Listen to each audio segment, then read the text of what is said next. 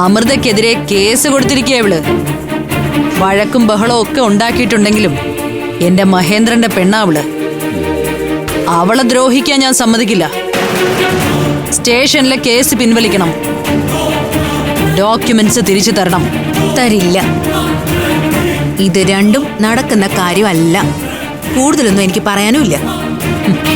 ദിവ്യപ്രഭേ, കൂട്ടുകൂടി നടക്കുമ്പോഴുള്ള എന്റെ ഒരു മുഖവേ നീ കണ്ടിട്ടുള്ളൂ. അങ്ങനെ പേടിപ്പിക്കല്ലേ കലാവതി. അവള് കേസ് കൊടുത്തിട്ടുണ്ടെങ്കിലേ അതിനെന്തെങ്കിലും ഒരു കാരണം കാണും. നിന്നേക്കാൾ ബുദ്ധിയുണ്ട് ഇവൾക്ക്. ഉള്ളതേ അതിബുദ്ധിയാമ്പികെ. മത്സരിക്കുന്നത് എന്നോടാണെന്നുള്ളൊരു ചിന്ത ഉണ്ടാവുന്നതേ നല്ലതാ. നിന്നോടും കൂടിയാ സുമേഷേ.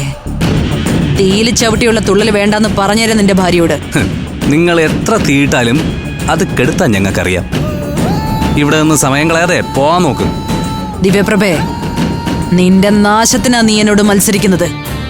എനിക്ക് തിരിച്ചുവേ അത് തന്നെ പറയാനുള്ളത്. 10-60 പവൻ നഷ്ടപ്പെട്ടിട്ടും സഹിച്ചു ഞാൻ നിൽക്കുന്നതേ പഞ്ചരത്നം കണ്ടിട്ട് തന്നെ. നശിക്കില്ല കലയാൻറ്റി. ഞാനത് നേടിയെടുക്കും. ഒരിക്കലും നടക്കാത്ത മലർപ്പൊടിക്കാരന്റെ മോഹം അത്. പഞ്ചരത്നത്തിന്റെ പടിക്കെട്ടിൽ പോലും നിന്റെ കാല് തൊടില്ല, തൊടിയിക്കില്ല ഞാൻ.